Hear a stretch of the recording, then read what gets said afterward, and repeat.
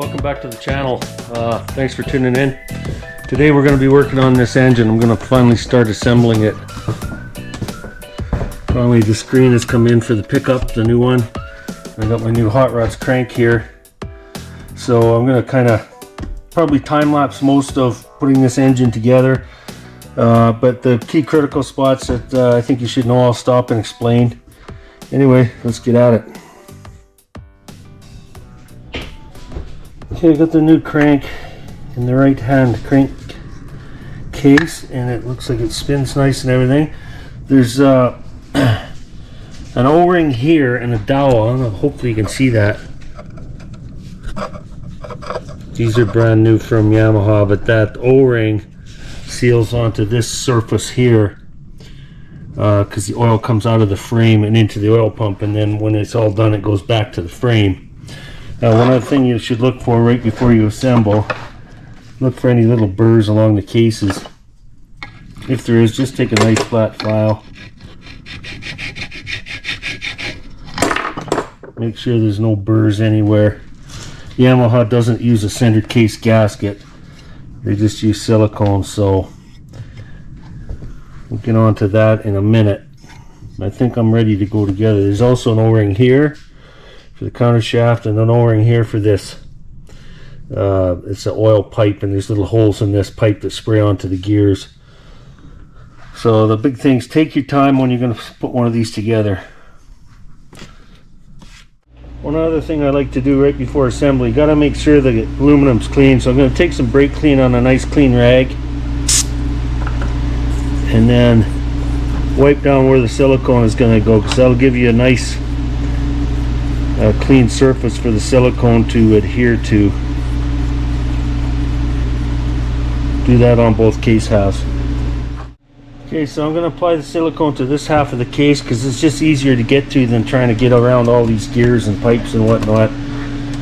So I'm using a brand new tube of RTD Ultra Black. So when you put it on, you don't need to get crazy with it, just like a light smear, because any extra you have on there is going to goop inside, and you know, if you get way too much you could potentially plug your oil pickup. So don't get crazy with it. Just a light smear is all you need just to fill those minor imperfections. Okay, so I'm going to go ahead and assemble them pretty comfortably. Got everything, O-rings are there. Case is clean. Silicone's on the other case half, so wish me luck.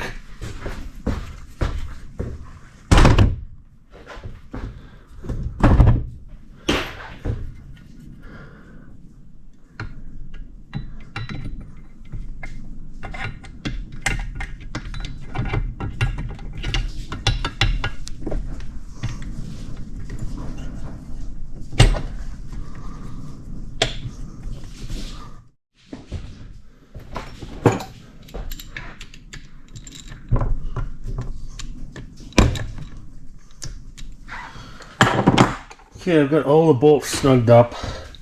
I've confirmed that everything still spins nice, crank spins. I've confirmed it shifts through all the gears.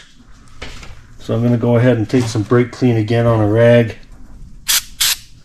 Just clean up any silicone that's kind of leaked out as I tightened it. Okay, I'm going to go ahead and put this sprocket together. I bought this kit from Rocky Mountain ATV MC. It's just a counter shaft seal kit. When I got it, I couldn't figure out why there was two seals. Obviously one goes on the shaft, and I got looking at the back side of this nut, and this obviously goes in there. That wasn't in there when I took the bike apart. Somebody had lost it previously. This here, these notches go to the inside, so I'm just going to put a bit of oil on it so I don't damage the seal when it's going in.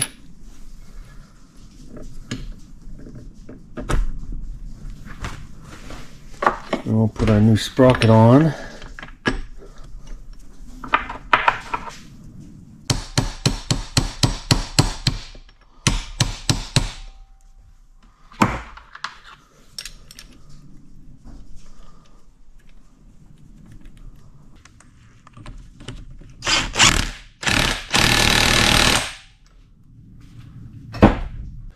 And then you're going to bend this tab over. That will stop the nut from backing off, so that looks nice. We'll move on to the right side of the case. So the shift shaft, you can see where the old seal was going there. So to give the new seal a chance, I'm just going to clean it up with this Scotch-Brite.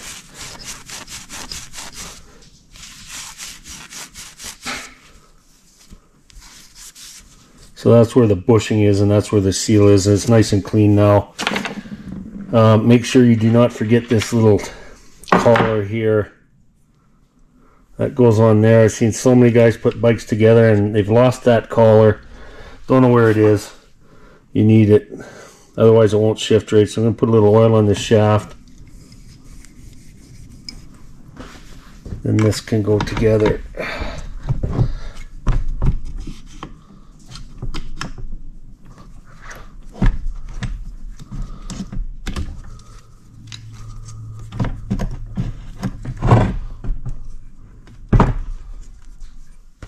Okay, so now we're going to put in some more gears here on the end of the crank. If you look at the crank, there's a lower spline, and then on this first gear there's a dot. So that dot is going to go to that spline, so it can only go on one way because this is for the counterbalance shaft. The next gear doesn't care where it goes, fits anywhere, it just drives the clutch.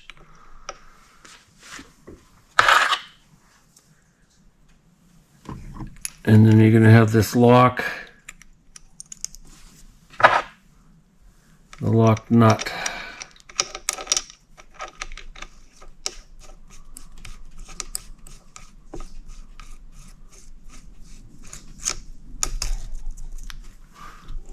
Everything still spins nice, so I'll go ahead and tighten that up. And then we'll move on to this counterbalance shaft.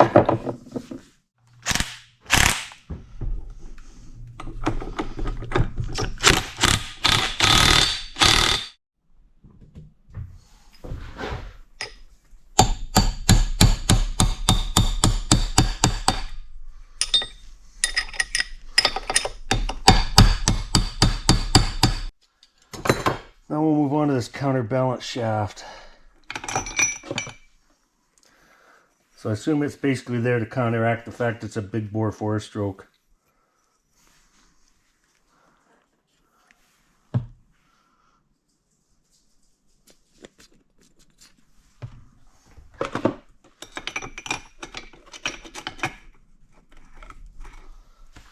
Well, hopefully you can see this. I'll zoom in. There's a punch mark there. This gear has got that flat keyway, so you know you got it on right. There's a punch mark there, and then there's also a punch mark here. Those two have to line up. There's also a flat key spot there where this dot is.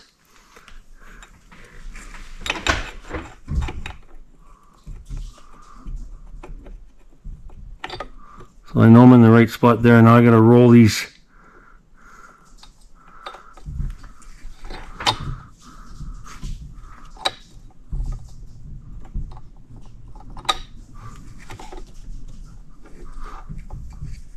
So the two dots are lined up now.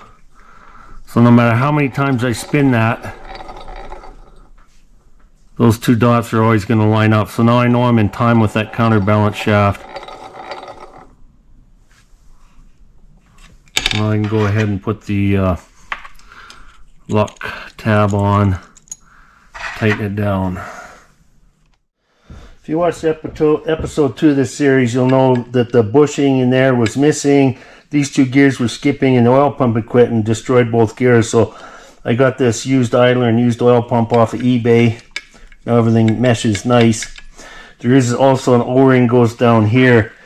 The one that was in there is different than the one I got from Yamaha, so I assume somebody just grabbed one out of a generic O-ring kit, but this is the proper O-ring. This is going to carry oil from the oil pump back to the frame. There's a hose on each side of the engine. I don't think they use that design anymore. But now I'm getting ready to put this clutch on. You don't need to worry about timing the clutch. It doesn't care what gears where. I may have to go back and put this kickstart spindle in first. So I put the kickstart spindle back in. Yeah, I didn't take it apart, but if you do take it apart, there's timing marks. Just be aware of that. So here's the old clutch basket where that gear was rubbing. Compared to the new one, you can see how much damage it did. This is a used one I got out of England. But there's nothing wrong with it, so I don't even think you can get one from Yamaha. If you can, it's a lot of money. So now we've got everything together. I can start putting the clutch together. Okay, we're going to oil this shaft. Both ends. This is the push rod to activate your clutch. Just confirm it works. You can feel it pushing there. And then this goes on.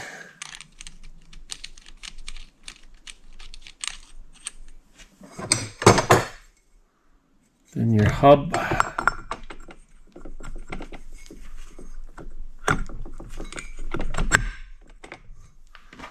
And then I've elected to go with a new lock washer. The old one was pretty trashed.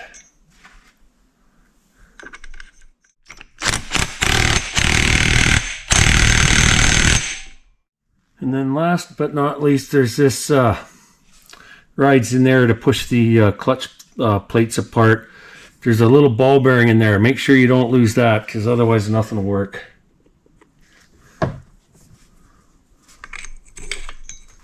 Now I can confirm that it's working nicely. Go ahead and put the clutch together. I measure these plates. There's nothing wrong with them. I'm going to reuse them. It's so easy to change a clutch on a bike like this because it's got the outer cover. So I'm just going to take and oil each fiber disc up to put it in. Normally, if you've got brand new clutch plates, you're going to want to soak them in oil a while, but these have already been had oil, you know, it's been in use. So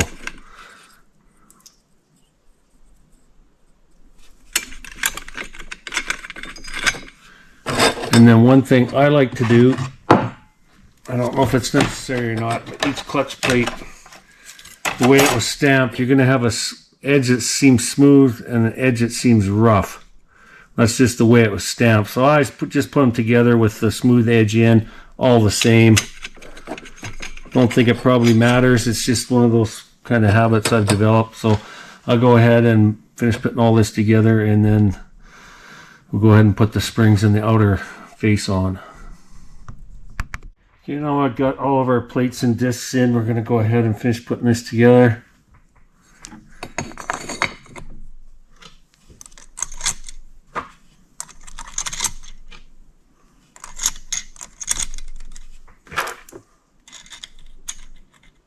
So now I'm just going to tighten them up. I'm just going to put a pry bar between the two gears there just to hold everything so I can snug everything up. You don't have to get crazy on the torque. I don't know what the spec is. I just kind of got a feel for it. But if you're not sure, buy a little torque wrench. You don't have to get crazy on it. It's only a 6mm bolt.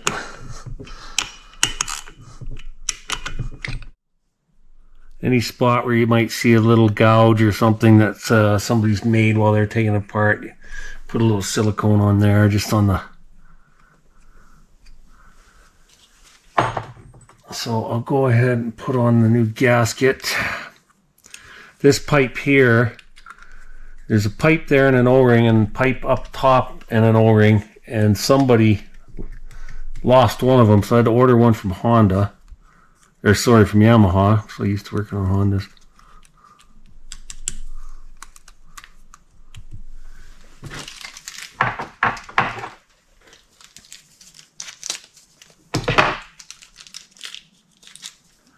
We got a nice new O-ring from Yamaha.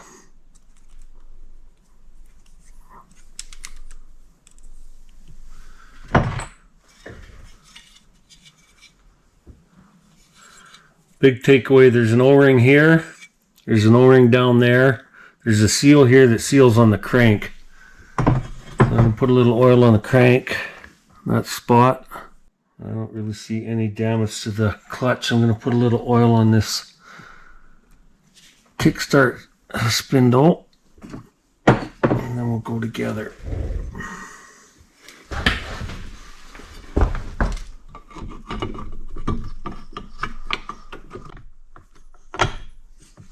You have to spin the water pump a little bit to get it to engage.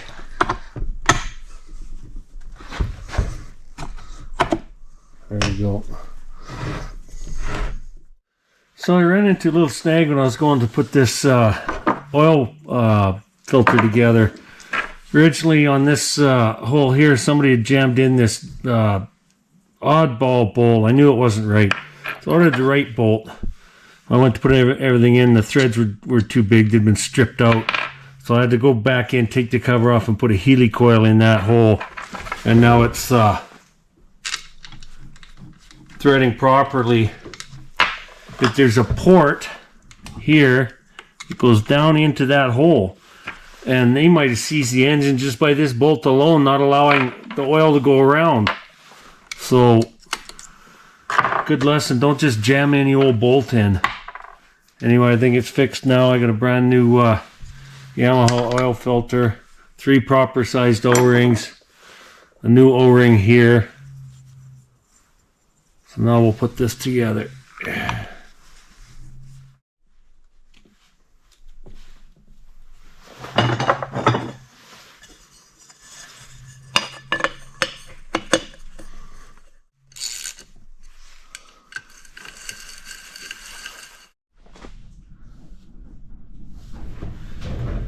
So I ended up buying a brand new Hot Rods timing chain. The old one was kind of stretched and worn, and I thought it's not worth, for the $100, it's not worth taking a chance on.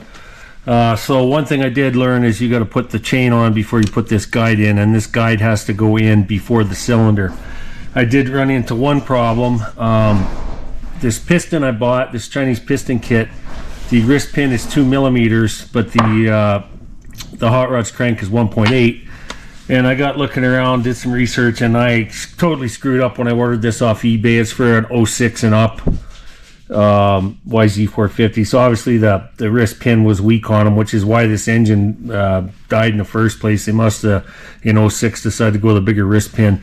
So that was kind of a pain in the butt. I ended up getting Nomura piston from Fortnine.ca.